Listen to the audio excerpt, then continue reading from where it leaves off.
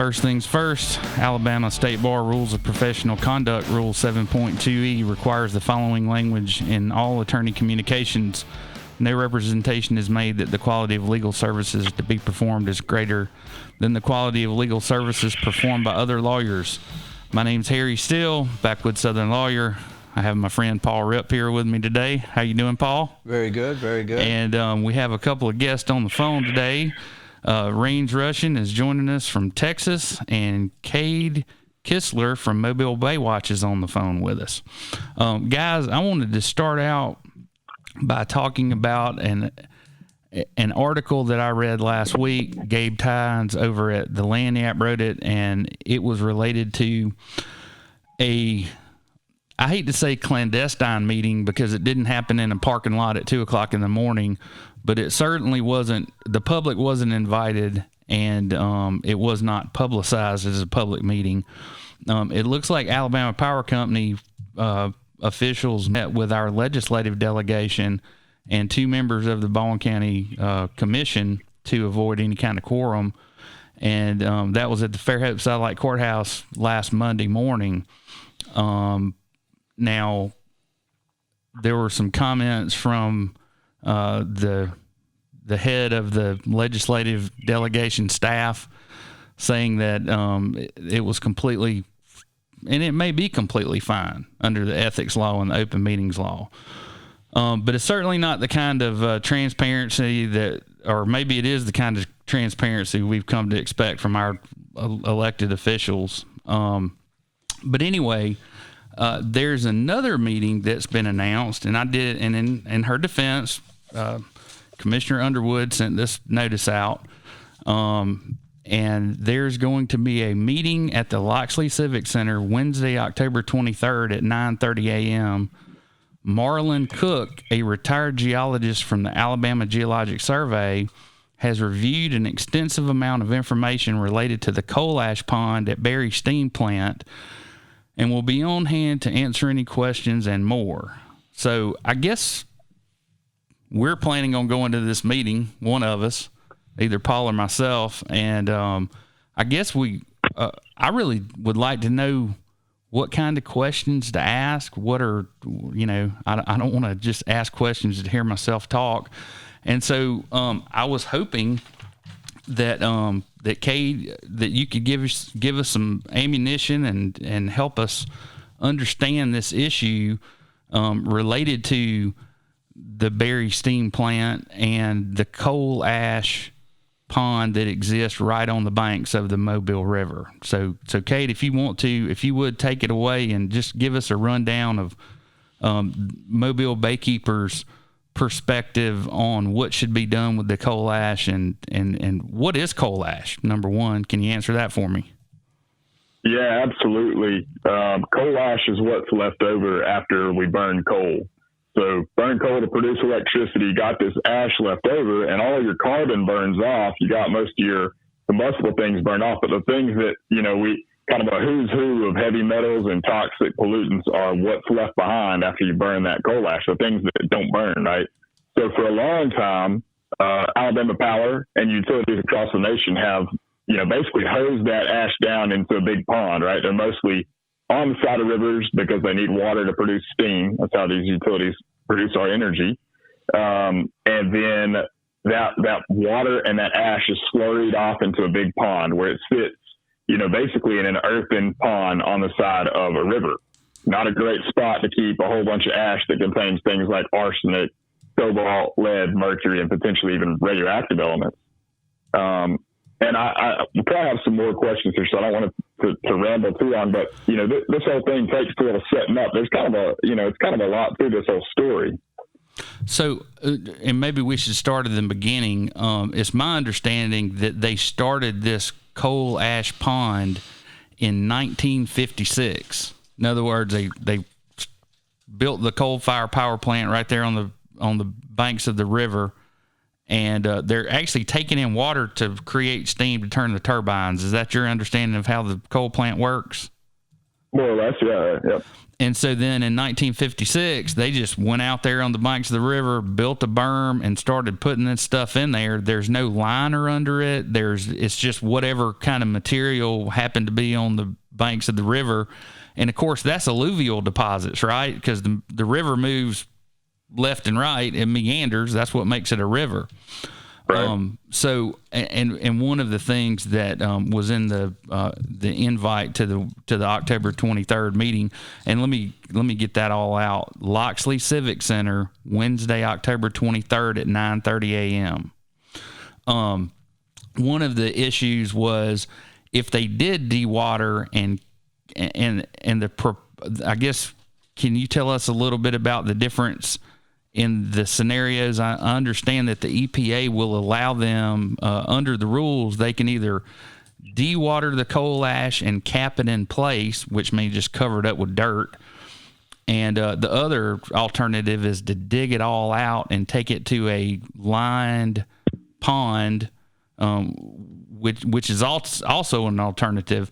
But of course, the difference in the cost in those two alternatives is the real issue. Is that your understanding?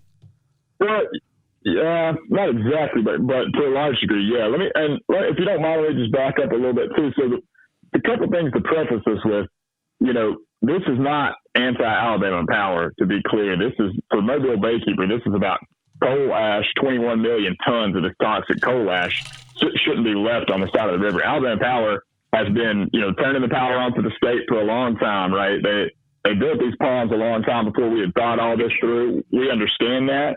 And beyond that, I think it's important to say that, that we're happy when they're out after a hurricane turning the power on. This is about a specific decision, right? To what we need to do with this coal ash for the future of coastal Alabama, our kids and grandkids, our water quality, our economy, right? So I just want to make that clear. So they have this coal ash here for a long, long time. It's kind of all over the U.S. in different places and potentially have some issues over the years. All that's not really documented very well, but in 2008, this all came to a head because in Tennessee, there was the 80-acre coal ash pond, 80 acres, mind you, that collapsed and poured about 5 million tons of coal ash into some tributaries of the Tennessee River. This is in Kingston, Tennessee. And that spill cost over $1 billion to clean up, not to mention impacts to real estate, the local economy. And then you've got today, literally, there are hundreds of workers from that cleanup effort that are sick and or dying in people's homes that will never, nobody's ever going to want to buy that property. It's more or less valueless after that spill, right? So after that, the federal government started thinking, okay, we need to figure out how we can regulate this. And while they were thinking about it, it took them a while. Another spill happened in North Carolina. This one was the Dan River coal ash spill and cost millions of dollars to people that use that river for ecotourism, for fishery, all those type of things, right? So that spill cost millions more. So now that brings us to Plant Berry. And because of this rule that was eventually put into place, the coal combustion residuals rule, I just call it coal ash rule, then we end up with this decision at Plant Berry. Are we going to dewater this coal ash and cap it, as you mentioned, on the side of the river, or are we going to move it to an upland lined landfill that's not on the side of the river? So let me stop you there and just ask a pointed question. If people want to go to YouTube and search for coal ash 60 minutes, there's a really good 60-minute segment that CBS put up about the Tennessee Kingston spill. I know at one time, I guess when they did that in like 2010, the EPA had not designated coal ash as a toxic substance. Do you know if it now has that designation? So coal ash is a hazardous waste, and at the end of the day, the utilities have a number of massive lobbies, but they spent hundreds of millions of dollars lobbying that coal ash would not be designated hazardous. So while it is toxic and can kill and has literally workers from that Kingston coal ash spill that are dead and or have very rare forms of cancer, it's not quote unquote regulated as hazardous. So, and I didn't mean to stop your roll, but I think Raines has been there. Raines, you been in my hunting camp before, up on the Tensaw? I don't know where Raines. We might have lost him. I'm here. Oh, there you are. Have you ever been to my hunting camp? You know, the only way to get there is by boat. You go up and leave at Lower Bryant's Landing. Oh, yeah. I've So been solid. It's absolutely gorgeous and home of the smallest antler rack I've ever seen mounted on a wall. Yeah. But we have the largest cypress tree in the state of Alabama was on our family land, and we sold it to Forever Wild so that no one would never cut the tree down, right? So between my camp and the Berry Steam Plant, which is 5 miles almost exactly, there are the Bottle Creek Indian Mounds, where it's about halfway. And then over on the other side of the Delta on the Mobile River side is the coal ash pile at Berry Steam Plant. So what do you think the chances are since 1956 that a bunch of this crap is leaked into the groundwater, and chances are my well water at my camp is contaminated? You should check it. Well, we know I'm thinking about that it's leaking into the groundwater. I mean, we know that it's leaking into the groundwater right now because Alabama Power certified it. It's in their documents. They got a $250,000 fine at Plant Berry and a fine everywhere all over across Alabama about this coal ash leaking in the groundwater. So we know it is. And all right. So that's I'm hoping your well's clean. That's another thing that I want to talk to you about. So it's my understanding that, and just for people who don't know, if you have a landfill or let's just say a garbage landfill, okay, ADM requires you to have what's called leachate wells. And all that means is you go drill a hole in the ground and you case it, and every once in a while you go over there and you go down 1,000 feet or 300 feet or whatever the rules are from EPA, and you take a sample of that water to make sure that none of the things that are up here in your landfill, none of that water's leaching into the groundwater and contaminating it. So it's my understanding that 2018 was the first year that Alabama Power Company actually had to, or any company had to report their leachate well test results, and that's what led to the fines at each of these different locations. Gaston plant in Wilsonville. Those are the two that I'm aware of that were fined. Is that your understanding? Every single one of their coal ash impoundments, ponds, whatever you want to call it, received a $250,000 fine. And so that does include Gaston, which is near Wilsonville, right, Green, Gorgas, Miller, Berry, etc. Okay, so I have 2 quick questions about this. Go for it. First question, the coal ash that's in these ponds, is this post or pre-recyclable? I mean, is the stuff that's there now, could I go in there and dig out some of it and use it for cement clinker or aggregate or some kind of asphalt additive? Or is it there, like everybody's already done as much recycling as they're going to do to it, and it just sits there? No, that's a great question. That's exactly what's happening in North Carolina and Virginia, because they're recycling like 1 million tons a year between the two states. And they're defraying the cost of removing this coal ash because they've decided in each of those states that leaving it on the side of the river is just a poor plan. Yeah. Well, okay. And one of the things is Alabama, hang on. Is Alabama Power part of any kind of cap and trade agreement that allows them to, I don't know, dump some of that coal ash there because they are reducing emissions somewhere else? Not that I'm aware of. Okay. That's all I got. Go ahead. Cade, Paul Rip here. What do you, I mean, you got some pretty interesting statistics. You said that, but these ponds are not lined and have never been lined, the ones you're talking about up here at Berry, right? Right, correct. What do you think? I mean, of course, this is a wild estimate, but let's say that thing did break. What type of monetary value you think you're talking about? Not even counting the environmental, but I'm talking about just what do you think it would take to clean that up? That is a really tough question, but I do know, I feel very confident saying to be more than $1 billion. We know the Kingston spill, which was only about a quarter the size of Berry, was more than $1 billion. Some estimates at $3 billion. Covered 300 acres, so that real estate was just lost. And beyond that, the Kingston spills in a river. You imagine a typical river up in Tennessee, and it's kind of a straight channel. I mean, it meanders around, but it doesn't have Harry's talking about his camp in the Delta. It's a labyrinth up there. Correct. And so I sent a map that we put together about what the inundation would look like. And this is directly based on Alabama Power's emergency action plan. There are 30 square miles of the Delta that within a few hours, that's kind of the area where you'd be running from a coal ash tsunami, right? This is the emergency inundation. Now, what happens over days, months, weeks, and years, we all know it's going to go downstream toward the bay, but there's 30 square miles of North America's Amazon that would be covered by coal ash if you had a spill. So catastrophic, billions of dollars. I don't even want to imagine it. Yeah. So Raines, back to your point, one of the things that they're doing with it in, I think it was Maryland, and this is in the 60 Minutes piece that I'm plugging, that I'm telling everybody they need to go watch. They were actually, you know how you drive past a golf course and it's hilly and it's all pretty, and they go in there and they change the landscape to make it difficult and you can't see the pin and all that good stuff. Well, that's what they're doing with coal ash up there. They're building daggum golf courses with it. And the people that bought houses on that golf course are crap, and they're flipping out. And what's happening is, let's say it's lined on the bottom, right? But you build a golf course on top of it, and then you have things like mole crickets that go down and dig a hole and kick that stuff up out of the hole. And coal ash is ash, literally. I mean, once it dries, it blows. It's a very fine powder. Some of it is.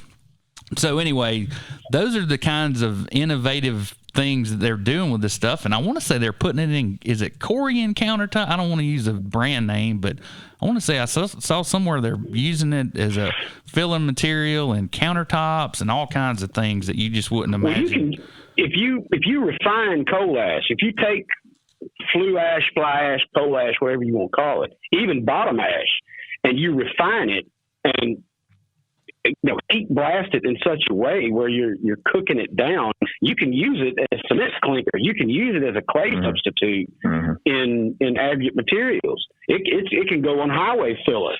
And that's exactly, it's inert, when it's been refined. But if they're just dumping raw coal ash and then putting grass on top of it, Jesus Christ. No, dude, you don't get it. They're not putting anything on top of it. It's raining on it, and that rainwater is seeping down through the ground into the mud.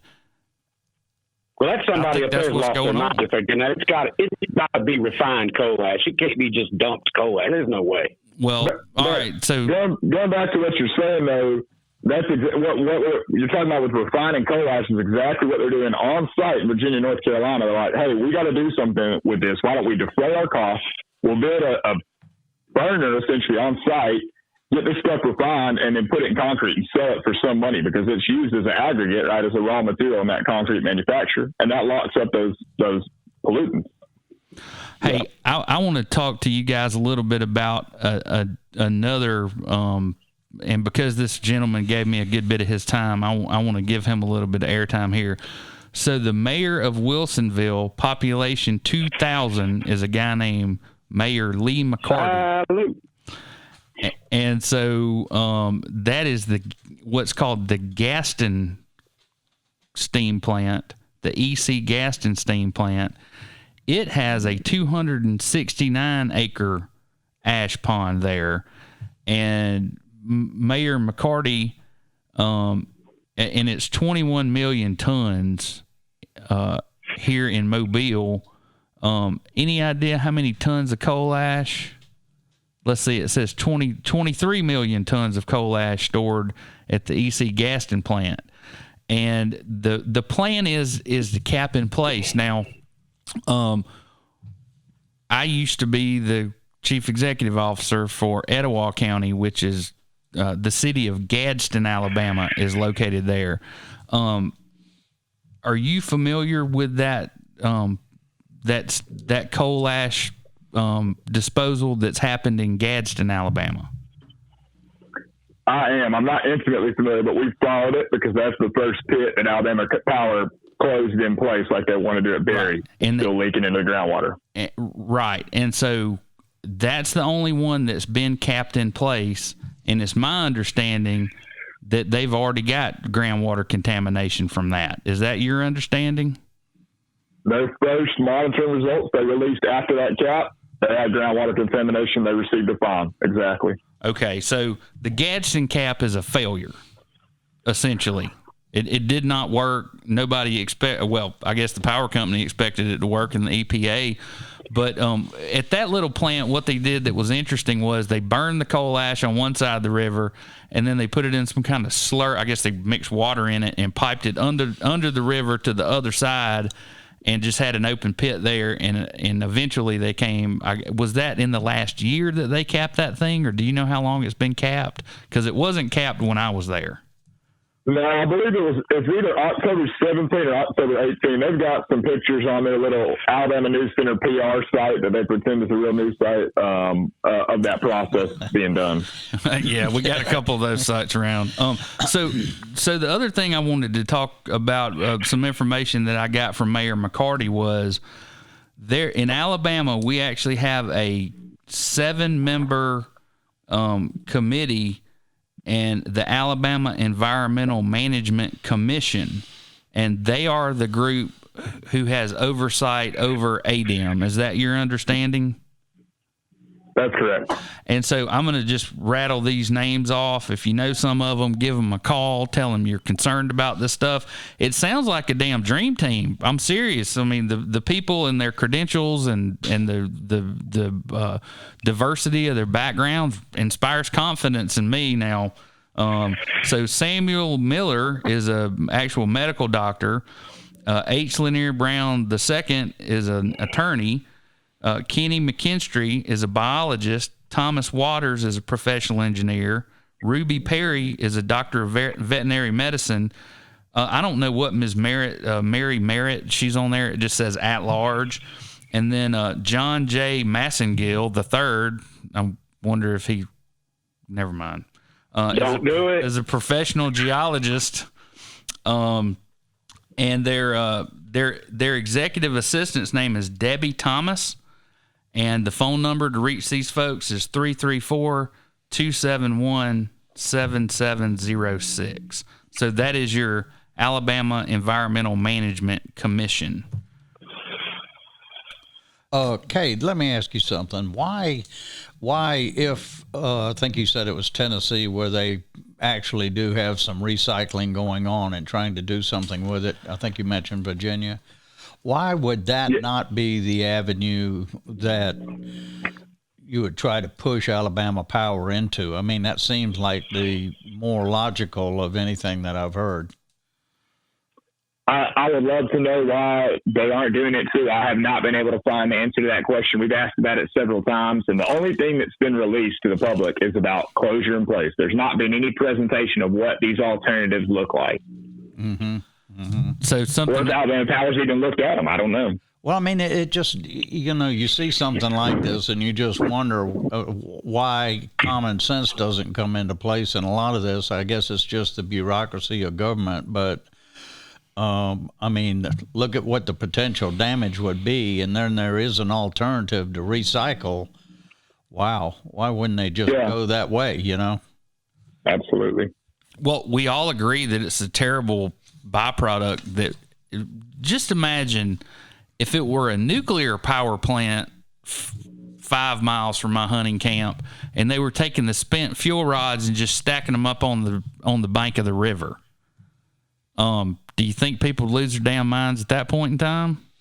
I don't know. And here's the problem. Here's the biggest problem. The crux of the problem is they've got a real fancy plan to how they're going to deal with groundwater. It includes a whole bunch of things, right? And they want to, tell us that it's going to work. And, I know different people have different opinions on that, but they want to pile this stuff up on the side of the river and cover it in place forever. And that arsenic, it doesn't break down. It's not going to go anywhere. So there's a bunch of ifs in their plan, and I'm real skeptical of how they're going to stop this groundwater pollution that they've certified as ongoing in a pond that they've certified as unlined. But at the end of the day, that river is going to be on the side of this coal ash pond for our kids, our grandkids, and you're telling me that you think that Alabama Power is going to protect that coal ash pond forever and always make sure that there's never a spill, never any erosion from that river, and it's never going to spill downstream. It's just a short-sighted decision. Even if all these ifs work out okay on their groundwater, again, I'm real skeptical of that. You're going to have arsenic and all these other heavy metals sitting inside this pond waiting for that major hurricane, that Hurricane Harvey, that Hurricane Florence. And if that comes one day, be it tomorrow, be it 20, it's going to be waiting to pour out into North America's Amazon and Mobile Bay. So why we want to leave it in the side of a river in an unlined pit rather than following the lead of Virginia, the lead of North Carolina, the lead of South Carolina, and a whole bunch of the facilities in Georgia, because they were moving 250 million tons of coal ash across the Southeast. I don't understand, and I can't get my mind around it. Well, so let's talk about this real quick, and this ties into something that we've been kicking around here since we got started, which is the regulation of private sewer in Baldwin County. The fact that the Public Service Commission is regulating Alabama Power Company, does regulate their rates. They do have to provide financial information to make sure that they're financially viable. And my question is, I wonder if anybody at the Alabama at the Public Service Commission looks at the power company and says, you guys got about $1 billion liability laying out there. I sure hope you've laid aside some funds to take care of it. Have you heard any of that talk? Yeah. I'm just wondering if you've heard any of that talk from the Public Service Commission. If any regulatory agency has said, hey, look, Alabama Power Company, we know you have a problem. We hope you have the money to fix it, and we hope you're budgeting accordingly for it. Or is it just, Are they just sitting back going, I wonder what our elected officials are going to decide to make them do? You see what I'm getting at? I do, and I don't know a lot about the Public Service Commission specifically, but I can say that the rates have already been raised to deal with this coal ash closure. We're already paying an increase to about $3 a month.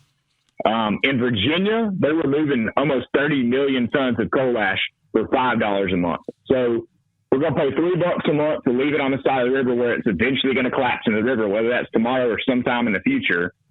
Or we can pay $5 a month to put it in a lined landfill where if anything happens, at least it's not on the side of North America's Amazon, the most biodiverse, economically strong area in the U.S. and upstream of Mobile Bay. So I don't know what to say other than they've already raised our rates, we're already paying for it, so we ought to pay to do it right rather than pay to leave it on the side of the river. And just one more point about their corporate structure. Alabama Power Company is a subsidiary of the Southern Company. Is that your understanding? That's correct. And over in Georgia Power, they're not leaving any of this crap on the side of the river. They're digging it all up, aren't they?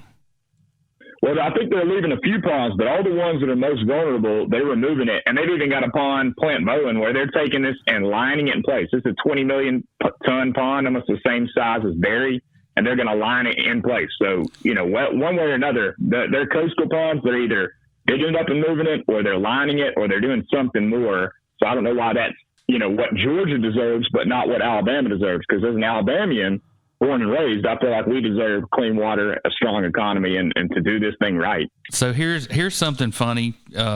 If you go back and watch the 60 Minutes piece on the Tennessee spill, they show these, a barge over there, and it's got a big old track hoe on it, and it's reaching down in the water, scooping up this coal ash, putting it into rail cars. Guess where they're sending the damn rail cars? Alabama. I know where they're sending them. They're sending them to line ponds in Alabama to dispose of the waste. We're the dumping ground for the country. It's just a shame. There's no political will. When you say that, Cade, is that really the biggest stopping point right there? There's just not the political will to address it. I mean, Alabama Power just procrastinates and prays the thing doesn't break. Baykeepers and several others see the obvious, but without that political will, we just can't see. The same thing with the Baldwin County sewer. I mean, we're the only county that's not regulated. It just makes you go back and think, how did we get in this situation?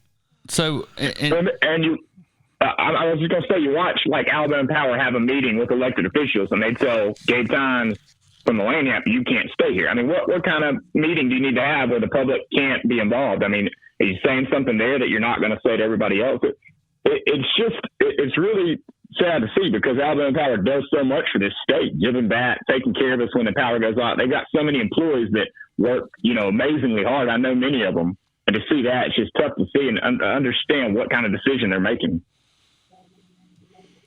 Well, and there's a whole lot of money in play. One of the things that Gabe claims that he discovered, or he put it in his article, was that Alabama Power Company just created a new political action committee, or PAC, funded it to the tune of $100,000 and spread all that money around in the 2018 election.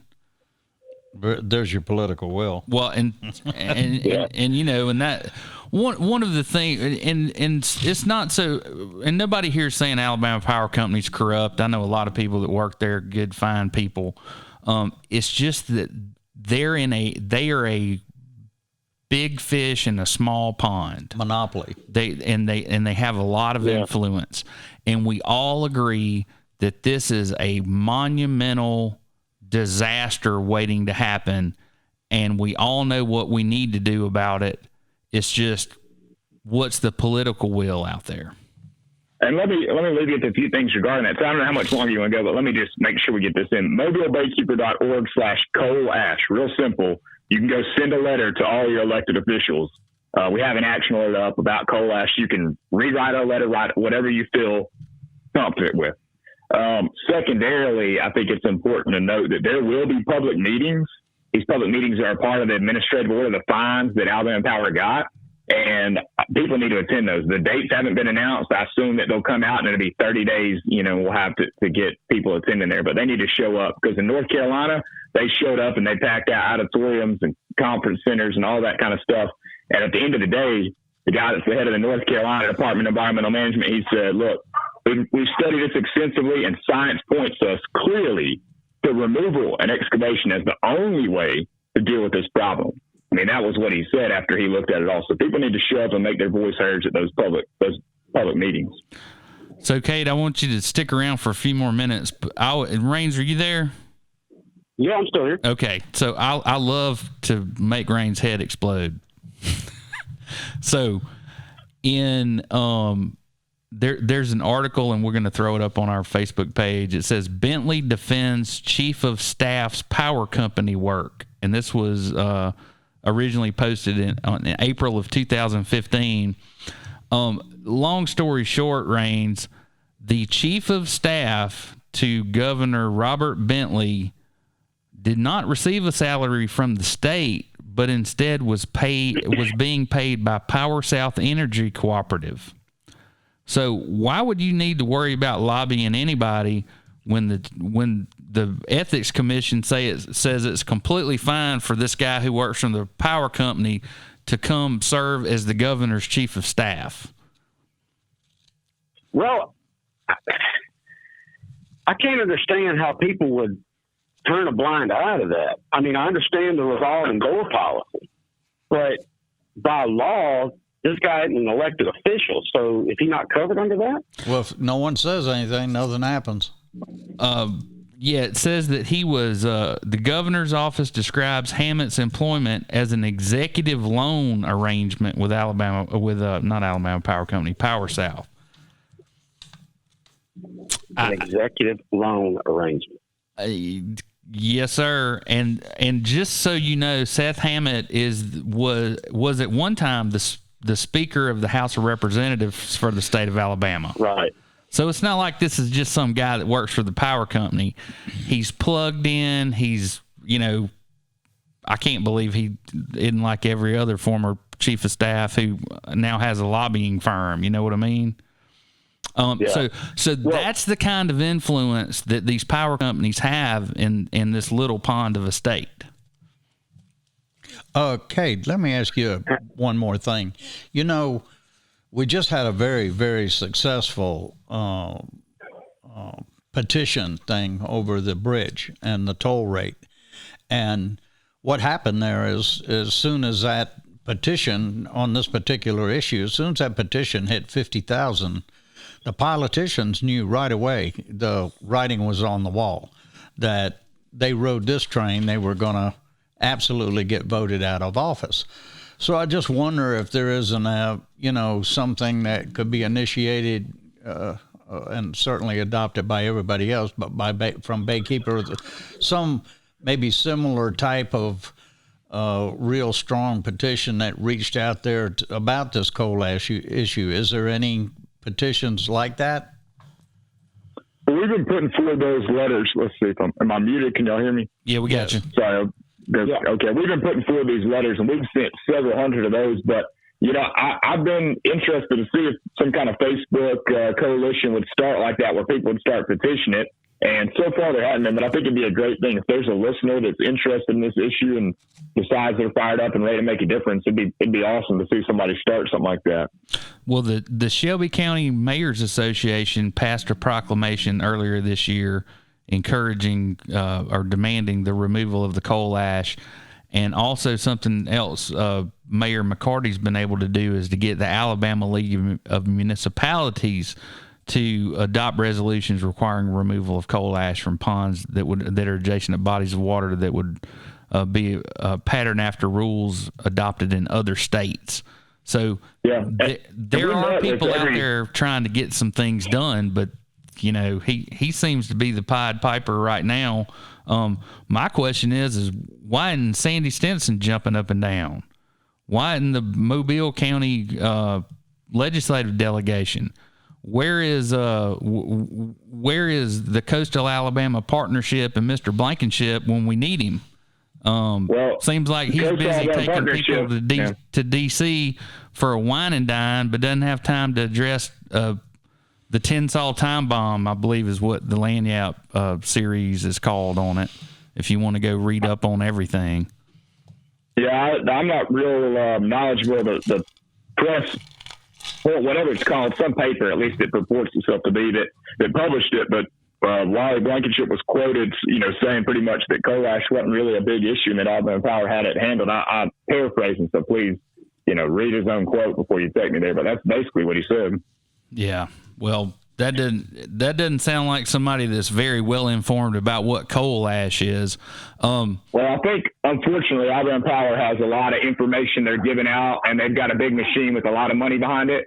And these politicians have known these Alabama Power folks for a long time, so they're telling them this is going to be okay, and they're more or less taking them at their word. I think it's unfortunate, and Alabama Power's got a lot of data that they can make it look real pretty. But at the end of the day, their liability period is 30 years. And you ask any scientist, this arsenal's going to be here for hundreds of years. Yeah. Well, until it gets blown out into the Gulf of Mexico and poisons everything along the coast. Or we grow a brain and deal with this stuff like we ought to. So I've thought about doing something on the show, and I think I'm going to get it started on this episode. I'm going to call it the Backwoods Southern Lawyer Challenge. And I challenge anyone who is a member of this Alabama Environmental Management Commission to come down here and walk barefoot from one end of this coal ash pit to the other next to Berry Steam Plant. And let's just see how your health progresses from that point forward. We'll give you a couple years, of medical care so that we can figure out just exactly how bad this stuff is. I don't think anybody's going to take me up on that. No, either. I do know just from a quick bit of research that the EPA, they went after Alabama Power in 2006, and there was a large settlement, $200-something million, said they were going to upgrade their pollution control, and the Southern Environmental Law Center got involved, and the case got appealed to the Supreme Court in 2006, but I don't know what the outcome of that was, because the SELC wasn't satisfied with the claims regarding 5 of their coal-fired plants, and as a result in their coal ash problem. Do you have any idea of how that lawsuit fared? So if I'm hearing you right, I think that lawsuit was about air quality issues and that they had to do some upgrades and change out some things at some of their plants. But I may be thinking about a different suit. So, Cade, let me ask you this. The Southern Environmental Law Center, are you familiar with their work? Yeah, I am. And so I understand we have a location in Birmingham. Is that your understanding? I've called them. I have not heard back from them. I don't know. Do they have a position on this coal ash issue? Are they poised to file a lawsuit if nothing's done about it? I don't know enough about them, and I tried to educate myself before the podcast. So please impart any knowledge that you have about them to us, would you? Sure. So Southern Environmental Law Center's done a ton of work on coal ash throughout the Southeast. They're in 6 states down here. And they've done a lot of work in Alabama. We partnered with them on several things, including we've got a 200-something page pollution report that if people are, they want to know that on this like me, that all the information's there. So if you're going, well, this guy's saying it on the phone on this podcast, it's all on our website.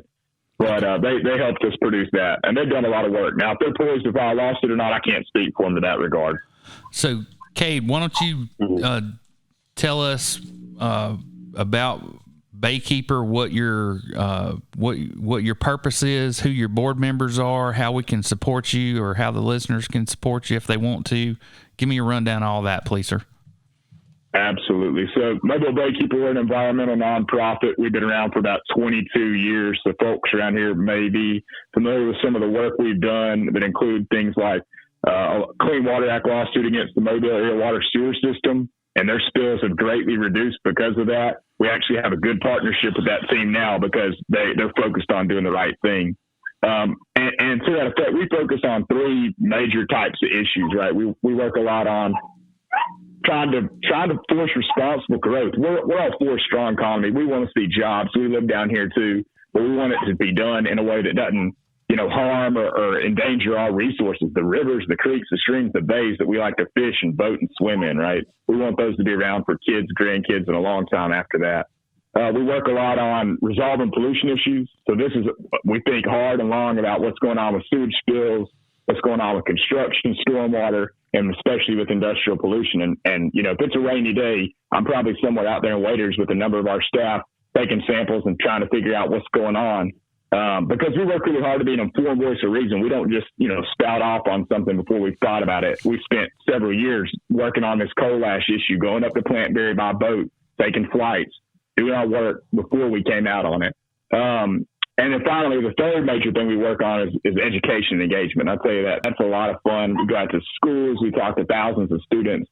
We're in several schools year round where we take those students out monitoring their area waterways and have a great time doing that. And that's the long-term solution, but we're not going to stop doing what we have to do in the meantime to try to protect Mobile Bay and all our coastal waterways.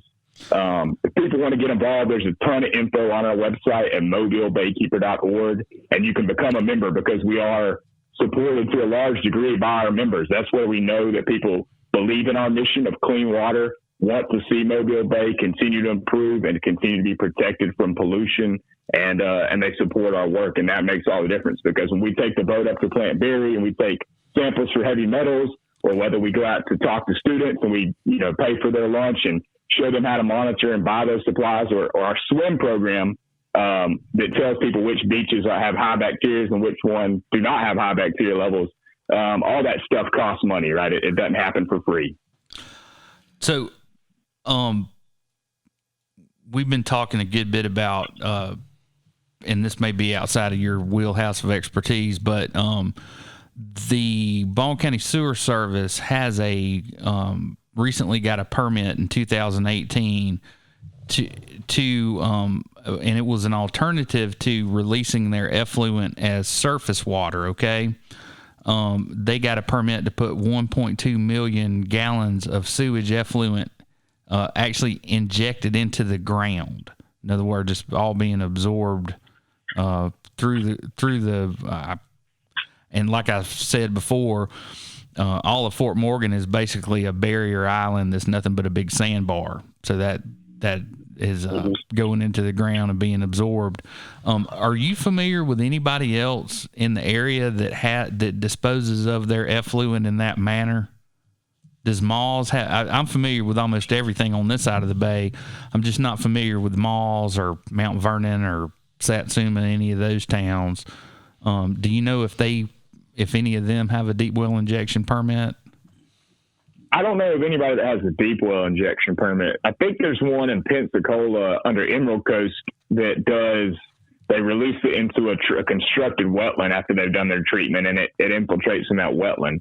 But I hadn't seen, because I know at Fort Morgan, that's kind of what they used to do, was let it go off into a wetland that was built behind the facility, right, and down into the ground. But so they're doing deep well injection now, is that? Well, that's really a misnomer. I called ADM and found out about the permit, and what they're basically doing, if you go look at it on Google Earth, it's all the way over to the if you're familiar with the layout, towards the north, over to the east of their site. There's a pond there, and they're not injecting it. They're bubbling it into that pond, and it's seeping into the groundwater. That's the only way I can describe it.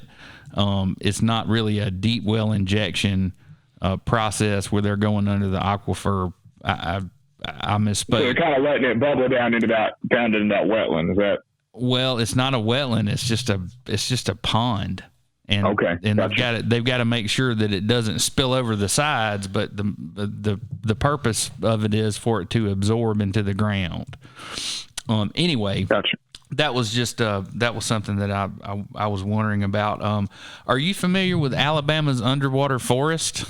Have you? I know you chimed in on the Alabama or America's Amazon. I think that was a Raines film also. So I've been trying to run this thing down for a while, and of course Paul here owned a dive company down in Belize for about, how long were you down there, Paul? 16 years. Yeah, and I've been diving since I was 17, and we want to go out there and dive it. Well, nobody will give us the longitude and latitude, nobody from the state and nobody from the Corps. I called the commissioner's office and said, hey, I'm a resident, a diver, and a taxpayer, and I'd like to go dive on this resource. And they said, well, it's not ours to give you permission. It's in federal waters. And we think that the Corps of Engineers has jurisdiction over it. And it's funny because nobody at the Corps had looked at this law in a long time until I called them, but it's the Rivers and Harbors Act of 1899.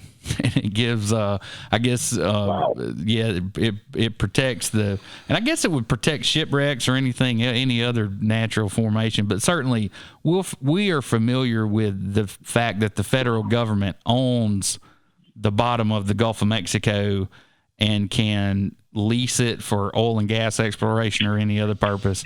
And so they would be the ones charged with protecting or making sure that nobody's out there with a barge picking up those 50,000-year-old logs, making rocking chairs out of them or coffee tables or whatever. But what I want ultimately is to get permission from somebody in an official capacity to say, you can go out there and you can dive on it. You can't take a twig. You can't do any of that kind of stuff. And then we want to make it a public thing. I mean, I think people would come from all over the world to dive on a 50,000-year-old cypress forest, or I would like to think so. So anyway, that's just a little update on that. Cade, you got anything else that you want to impart to us today, sir? I think if people go to mobilebaykeeper.org/coalash and they're interested in this issue, there's a lot of information, and there's an action alert where they can send a letter to their elected officials. It's easy and painless. If you want to write a whole letter, it might take you a few minutes. If you want to send one of the pre-written ones that we have, it'll take you 30 seconds. And it's an important issue. Alabama Power is going to maintain this thing for 30 years. That arsenic is going to be there for hundreds of years after that. And there's no reason for us to make a short-sighted decision now when it costs just a bit more to do the right thing and move this stuff to an upland lawn landfill or recycle it and protect the Delta, protect the Bay, protect the Gulf Coast for a long, long time to come. That's it. It's simple. Let's make the right decision. Well, also you mentioned several times North American Amazon, the one that Ben Raines did. Of course, he did that underwater forest as well. But people should, if you haven't seen that production, North America's Amazon, you really should watch it. That'll give you a little bit more respect about what we're talking about and what the concerns are. Thanks a lot, Cade. Thank you. I was going to say, even beyond that, it's our environment. I care a lot about that personally. If you don't think that that's important, as some people do, it's our economy, because if you close that river down, it's going to be a lot of money, and there's no telling how long it'd take to clean it up. And when you talk about the reputation of the Gulf Coast and you talk about something on top of the BP oil spill, nobody wants to come here as a tourist to come to this place where it's about an environmental disaster documentary. They want to come to a beautiful place. So let's keep it the way that ensures our economy strong too. I mean, yeah, we already tried that about 10 years ago. Yeah, I hear you. Well, Harry, you asked me one more thing at the start of the top of the show, and you said, what questions should people ask? And I think there's a lot of this stuff about groundwater that's really complex, and Marlon can explain a lot of that. But the important question to me is, how are you going to prevent a spill forever? Because you're going to leave this on the side of the river forever. And so people need to be asking that question. They're going to build a redundant dike that's going to protect from a 500-year storm. I've got a table somewhere where you see how many 500-year storms there were in the last 10 years with Hurricane Harvey and Hurricane Florence. That doesn't make me real happy. I don't think that's the best plan. I'm here to tell you, we've had 2 500-year rain events in my neck of the woods in the last 4 months. There you go. That does show you right there. Well, Texas is the 7th level of hell, so monsoons and locusts, rivers turn into blood, all that's to be expected in Houston, Texas. Right? You know, though, Cade, your point's well taken, too, because I've probably spent most of my life in tourism of one point or another, and it always fascinates me that, tourism, like in Belize, they didn't have to build anything. It was all there. It was all natural beauty. And you have the same thing here with the 5 rivers and what we have. And you would think that is the priority, that would be the driving force to correct something like this, because you're jeopardizing an entire industry that, this county alone is providing somewhere between 33 and 40% of the Alabama budget. Yeah, and it's a heritage. I mean, it's beautiful waterways is who Mobile and Baldwin County is. Let's not sacrifice it to save Alabama Power a little bit of money over the short term. We know this can be done. If it's done in Virginia and it's done in North Carolina, it's done in South Carolina, Alabama, for all the things that it has difficult, we can do something like this if we decide it's the best thing to do. So let's not sacrifice it to save Alabama Power a little money over the next decade. Let's do the right thing. And when is the conservation commissioner going to wade in like John Wayne on this thing? Because how many millions of dollars have we spent on our Forever Wild program to preserve these beautiful woodlands and swamps just to have a damn coal ash pile right across the river from it? You know what I mean? I mean, it seems completely dysfunctional that that the conservation department hasn't come out swinging on this one. Yep. All right. Well, Cade, we're going to let you go. We've got a video queued up, and I think it's from your website, Cade. We're going to snag some of your stuff. Please don't hit us with a copyright strike, and we will talk to you later. All right. You guys have a good one. Thanks for having me on. You too. Thank you. Thanks for being here. Bye now. We are here because of our natural resources around us. The economic development that's happened because of those features. We have to make sure that those are here for generations to come, and it's not a choice. We don't have a choice of losing that. We have to do what's necessary to make sure that that's there forever. In Mobile, Alabama, you don't have to go very far to enjoy the things we do, and then fishing, hunting, just being in the outdoors. And so we really appreciate the opportunities that Mobile and Baldwin County present to us. My name is Wayne Keith. I'm president of the board of Mobile Baykeeper. I'm in the air conditioning business here in Mobile, and we have a firm that's 54 years old. I'm actually a native Mobilian. My parents moved to Mobile in the late 40s. So there was a responsibility always there that we had to take care of the environment around us, and got more involved in the business community and the recreational community around Mobile. We started to understand we had to take care of both of those. And so, we now as a family, it's obviously with our involvement with Baykeeper and other organizations, they've become to appreciate, what we have to go through to make sure that we can keep the quality of life where we want it. Unfortunately, our quality of life is in jeopardy.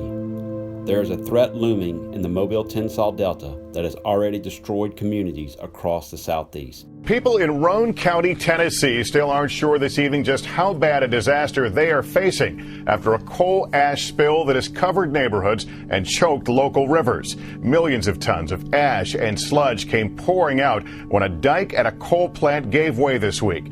But it's what's in that sludge and its potential long-term health effects that is causing the greatest worry tonight.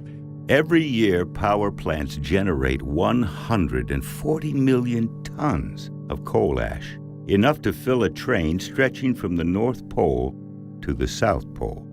It contains chemicals like arsenic, mercury, and lead. It can cause cancer and developmental problems.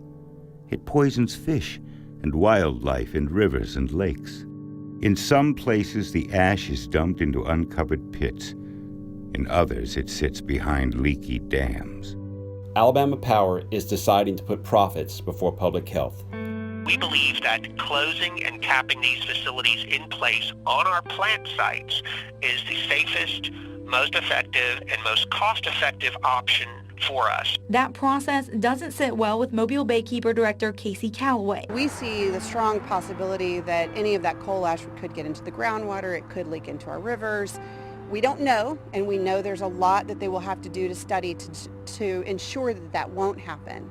But it seems like a no-brainer, and they have a chance to go ahead and do the right thing and lead and let Alabama be a leader on this issue. Across the state of Alabama, there are 9 coal-fired power plants.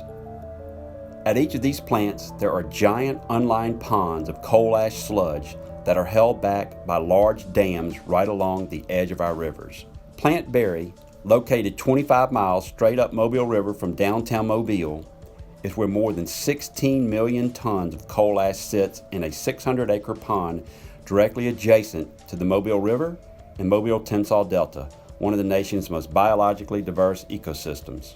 If the dam failed, tons of coal ash sludge containing heavy metals such as arsenic and mercury would go crashing into the rivers, impacting acres of land and miles of waterways. A potential disaster at Plant Berry would not only be devastating to our environment, but also to our economy and our way of life. We depend on clean water as a source of recreation for swimming, fishing, hunting, and boating. But we also depend on it for the health of many important industries like seafood, tourism, and shipping. That is why Alabama Power needs to do the right thing and move the coal ash to a lined landfill away from our rivers rather than leaving it to threaten the Delta and the Bay for years to come. We have already experienced one disaster. Our economy and environment cannot afford another one. Join us in taking action. Protect your home, coastal Alabama, from a coal ash catastrophe. We need you to tell Alabama Power to dig up the coal ash and move it to an appropriate, lined landfill away from the river. Visit our website at mobilebaykeeper.org, where you will find a pre-drafted letter to send to Alabama Power, or you can write your own. We need your voice because, as a community, we can win the battle against coal ash. So we hope everybody liked that and learned a little something. So, Paul, give us a RIP report. All right, I'll tell you a little bit about what's going on. Of course, and Lanyap has written another very, very good story called Up for Auction, and this is all related to the straw man article that was a couple of weeks ago, and Baldwin County Sewer and all of that. And it's very, very interesting article. It's too hard to give you a report on it. You should read it yourself, but it just goes to show you how people with money can make more money and just the amount of corruption that exists in the county.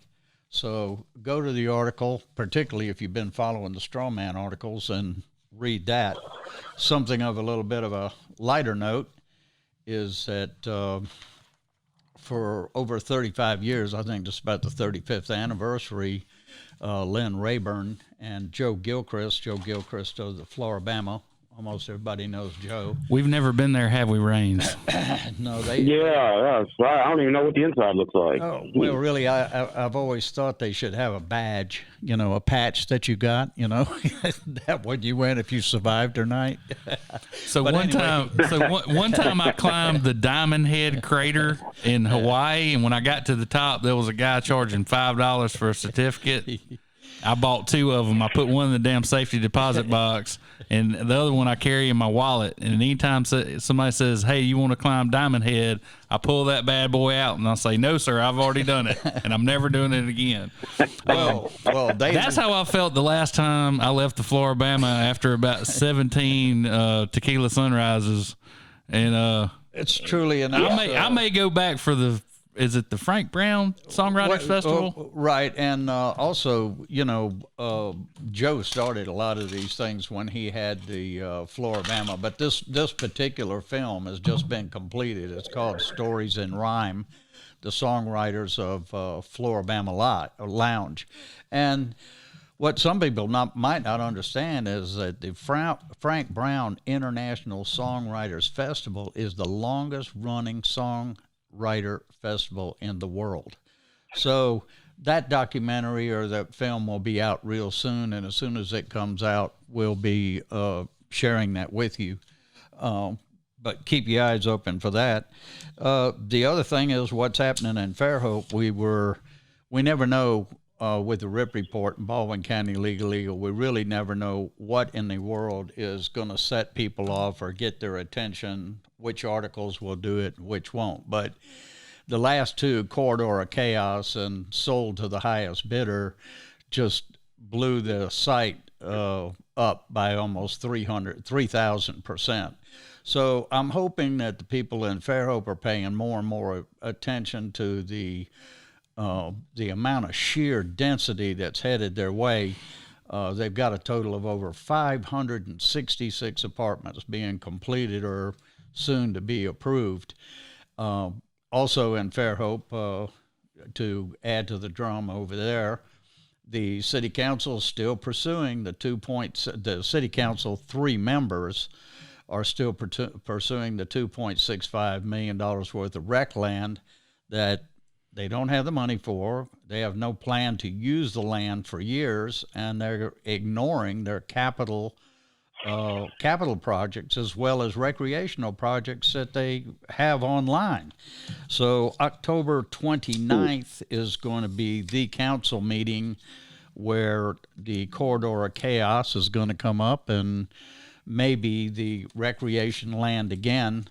They have been pushing this recreation land just as hard as they possibly can. Everybody is real curious as to why this is so urgent, but I think probably since it's in the news, looks like another quid pro quo to me. So we'll see. We won't go any further than that on that one. Yeah. Oh, yeah. But this is podcast number 7. Again, I'd like to encourage people that are listening to us to call us up, give us some tips, tell us what concerns you. We're getting 1, 2, 3 calls a week on some very, very interesting subjects. People are coming out and telling us details on things that we didn't know. So we will keep you anonymous if that's what you wish. So please cooperate with us, and I hope that if you can participate in any way at all on the coal ash thing that you will, because it does involve every bit of us. And I just want to give everybody a little preview of October 25th. We're going to be talking again about the Coastal Alabama Community College corruption investigation. Mr. Rip actually went to the Bay Minette City Council meeting and again asked them for some documentation related to those bungalows that the North Baldwin Utilities Board bought from the Mayor's Family Trust. Also, we're going to have 2.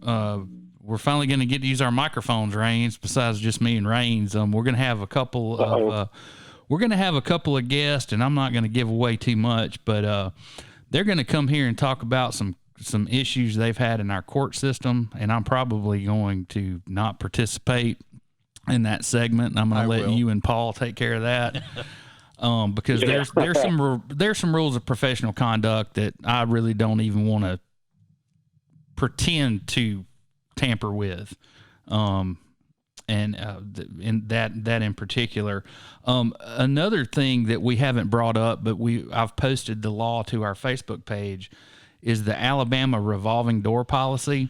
I think the chancellor of this 2-year college system may have a little issue with that, and also one former staff member from the Gulf Coast Recovery Commission range. That was the organization tasked with deciding who got what of the BP oil spill money. And it's my understanding that the director of that has now gone to work doing marketing for one of the local engineering firms around here. And I think that engineering firm got a little money from the Gulf Coast Recovery Commission. So anyway, we'll be highlighting that. A lot of people ask me, how did I get a woman like Doodle? So Doodle is over in Ocean Springs right now. It's her dad's birthday. And somebody donated a couple of flounder to the Keep Harry Fat campaign. And so when she gets home, she's going to get some baked flounder casino stuffed with gluten-free shrimp stuffing. And so that's how you hang on to a woman like that, boys and girls. I wanted to leave you with a conversation that I had, I think it was Tuesday morning, with State Senator Cam Ward. He holds many different positions. He's the Senate Judiciary Committee chairman. He's also the president of the Alabama Law Institute, and we talk a little bit about what's happening with them and what they do. But mainly, he's a person that I worked with for 7 years. He did economic development for the city of Alabaster, and I was the city planner. So we have a lot of history. I hate to see him go, but he's announced that he's going to run for Supreme Court, Alabama Supreme Court place number 1. And I would encourage people to support Cam. He's a good man. And I think he's one of the few people out there who really does have your best interest at heart when he pulls that lever or casts a vote. So, Nick, I'm going to try to push the right button, and I think you're going to run a little I don't think we're going to be on camera for this, so I'm going to leave you guys with it. Raines, as always, we appreciate you participating, and why don't you give us your little spiel about how we should like and subscribe and all that? Absolutely. Please take a moment, like and subscribe to Backstory Podcast on YouTube.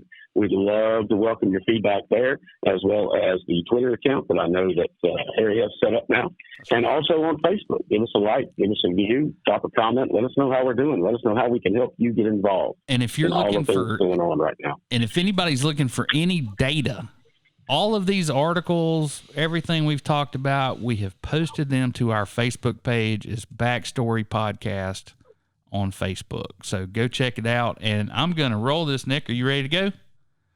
You guys have a good one. Thanks for joining us. Thank you. Thanks. I wanted to pick your brain about, I'm going to be up in Shelby County with Judge Alvis on Friday. And while I'm there, I'm going to go over and see Lee McCarty. I'm sure he's the mayor over in Wilsonville. Wilsonville, yeah. So we've got some issues that are similar to some issues in Shelby County. Not only the private sewer, but the coal ash. Exactly. Yeah.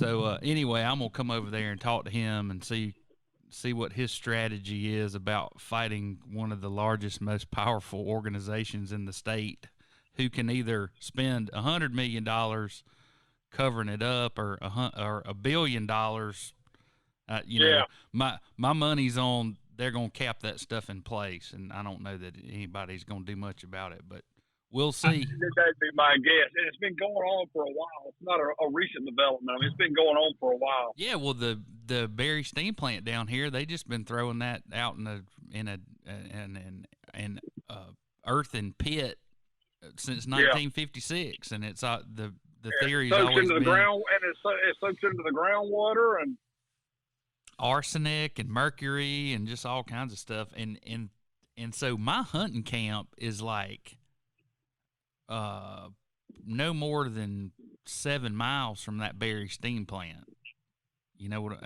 In the Delta. Yeah, I'm pretty close to the Indian Mounds right over there on Bottle Creek. Yeah. And so yeah, as a crow flies. Matter of fact, you're sitting there at my camp. There are no electric lights in the Delta, but you can hear the claw crashing into the barge, unloading the coal at Berry steam plant. When you're laying there at night in the bed, you can hear yeah. So we're really close, and like that land's been in my family. It was actually a Spanish land grant, so we've had that place for a long time, and certainly don't want to see anything bad happen, and of course neither do the power company people. But who knows if we have a Katrina down here, if those dikes are going to hold up. I don't know. I mean, Frederick was a pretty good stress test, I would imagine. Yeah, I would think so, but still, like you said, those dikes break, man, there's no telling what else going to get in your water system and everything else. It would ruin the whole Delta system. Well, and probably kill everything at the mouth of Mobile Bay and offshore and who knows what. Yeah. Oh, yeah. And it's not like it's oil that is a naturally occurring, they're bacteria. There's a lot of artificial additives to it. Right. In that coal ash, it's full of arsenic, it's full of methylmercury, it's full of just all kinds of bad stuff that doesn't get consumed when it's burned for energy. So or if it gets consumed in the fish, it gets consumed in a bad way. Well, if anybody's going to glow in the dark, it's me, because I eat fish out of that Delta and out of the Gulf just constantly, and crab and shrimp and all that stuff. So I wanted to talk to you a little bit about, now I know that you're the president of the Alabama Law Institute. Is that by operation of your position, or how did you get to that position? What happens is I've been a member of the Law Institute since I came in the legislature in 2002. What happened was when the Republicans took over in 2010, I became Senate Judiciary Chairman. Right. And so the Institute's like, well, we got to have, so it used to be Roger Beth who was the head of it. He was the head of it for 4 years. And then they're like, well, we got to, the new majority, you got to have the majority be in charge of it. And they elected me. I was the last guy standing, I guess. Harry. It wasn't that you stepped forward, it's that everybody else stepped back. Basically, yeah. They're like, who's the last man standing? And I took some time. Again, I'd been a member of the group for 8 years. Okay, so I've worked with them for a while, and I'm also a member of what's called the Uniform Law Commission nationally. Okay, and they come up with a lot of uniform laws and deal with a lot of different stuff. And the Alabama Law Institute oftentimes takes their laws or their proposals and tries to put them into law here in Alabama. And so the Alabama Law Institute, like you said, that like there's a uniform probate code. There's Alabama was one of the last to adopt an LLC statute. So all those came from the Uniform Law Commission. That's what I figured.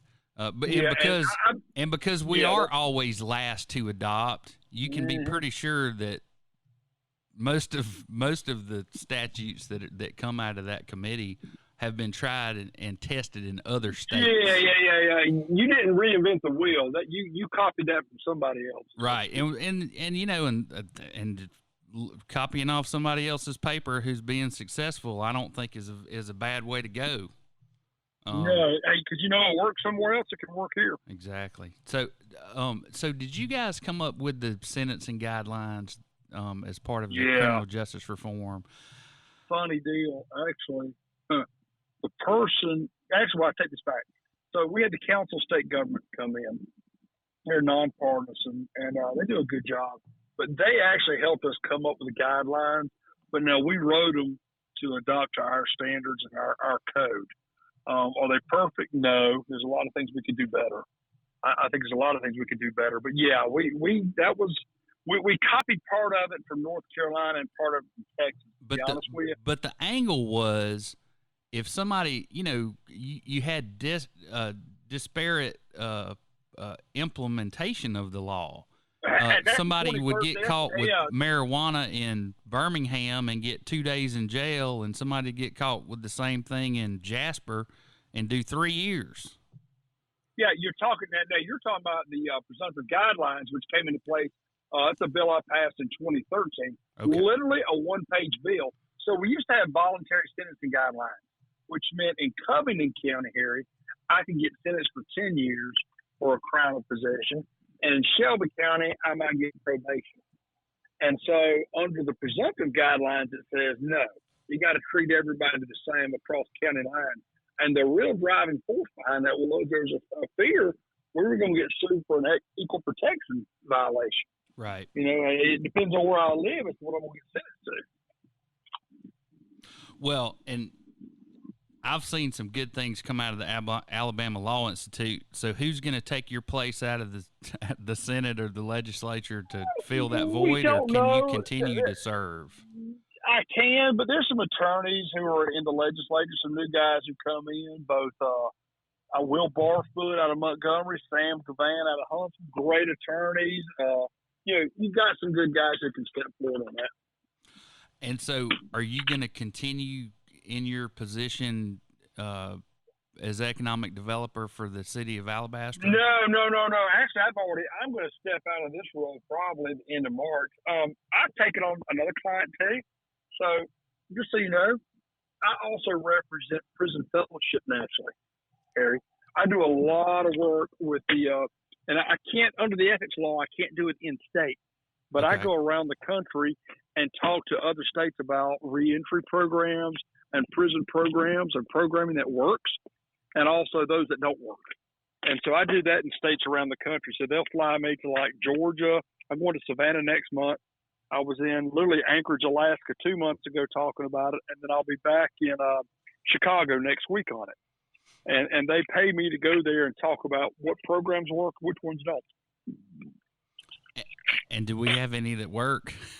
Yeah. We have some that work. Your real problem, Harry, is what I call your pay-to-play statutes. So you pay $2,500 and you get to go through the diversion program. Hey, I went through one. I know about it. And then you have some that say you got to have it's a merit based. I go through it, and if you succeed, it doesn't cost you anything. Right. But we have some that work and some that don't. I think we got to reevaluate them all, though. Well, so who's your campaign manager? When does it kick off? So we kicked off last week. Angie Staniker out of Montgomery is my consultant. Okay. I've got a guy, Austin Tucker, who travels and does everything. He's on the road with me all the time. We kicked off last week, and March 3rd is Republican primary, and that'll be it. So it's going to happen fast. Yeah. And which place are you running for? Who you running I'm running for against? place one. And originally I thought Greg Shaw had told everybody he's tired, he's got his retirement, I'm going to run again. And so I signed up, laid everything in place, signed up to run. And then he said, well, I changed my mind, I'm going to run too. I said, well, it's too late. I've already got in. Right. So it's actually Greg Shaw is going to run again. But we've got a 9-1 fundraising advantage on him. Where's Greg from? Greg's from Tallapoosa County. Okay. And he's a nice guy, a real shy guy, but he's a nice guy. It's just, it's a different time in our lives. And I'll tell you, I think coming from the legislature, it's not a bad idea to have somebody in the legislature events because, a lot of times we get confused on the whole legislature makes a law, courts interpret the law. Sometimes the courts get a little fun and make the law themselves. I agree with that. I see it a lot more than you do. I bet you do too. I bet you do too. Oh man. Well, listen, if there's anything that we can do, or if you'd like to come on the show and talk to us, you and I worked together for a long time, and sure. I know you're a straight shooter and trying to do the good or the best job you can for the people of this state, and I want to support you any way I can. I tell you. Well, thanks, Harry. Hey, I appreciate you, man, and same here. I'd love to come on your show sometime. Well, and I don't know if you're ready for Paul and Raines. They're a little out there, but they're nice guys, and you know, they're just trying to get some information out there to people, which is what I'm trying to do. Yeah. And so I guess I may stick my head in on you Friday when I'm up there if you're around. Hey, give me a holler. I'm in Alabaster all day on Friday, so give me a holler. I'll be up here, Harry. All right, Cam. Well, I certainly appreciate it, and good luck with your campaign. Thanks, buddy. You have a good day, okay? You too. Bye-bye.